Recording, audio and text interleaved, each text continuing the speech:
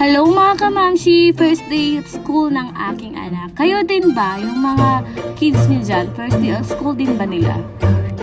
Dahil nanay na tayo, ayan, gigising tayo ng maaga. So, syempre, pagluluto muna natin ng ating mga anak.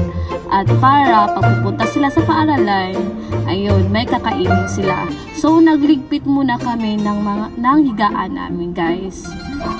Para makagalaw-galaw naman ng slide, di ba? So, ayan, tinulungan na ako ni baby. Actually, mga kamamshi, ayan, 2 years old pa ang aking anak, pero gustong-gusto niya talagang mag-aral. So, mag 3 years old pa lamang siya ngayon, September 14.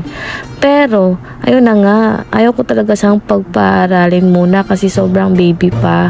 Pero, ayun na nga, gustong-gusto niya. Kaya, ayun, binilhan siya ng kanyang tito daddy ng mga gamit para sa pag-aaral niya.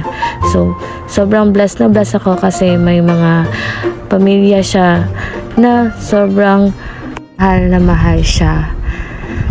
Ayan, nagluluto na ako ng paborito niyang ulam, which is corned beef at saka egg. Talaga yung kinakain niya every morning. Minsan nga, inuulam niya is yung pansit. Pero ito yung gusto kong ipagluto sa kanya kasi nga mas marami siyang makakain kung ito yung ulam niya. So ayan, pinagluto ko muna siya bago kami pupunta sa school. So ayan na nga, dumating na kami sa paaralan. Hindi ko na video yung pagpunta talaga namin at pagpasok kasi nga nagdadrive ako ng motor tsaka nasa harap siya. Mahirap mag-video baka kasi madisgrasya kami. So ayun na nga, nandito na kami sa paaralan at sobrang cute na mga bata.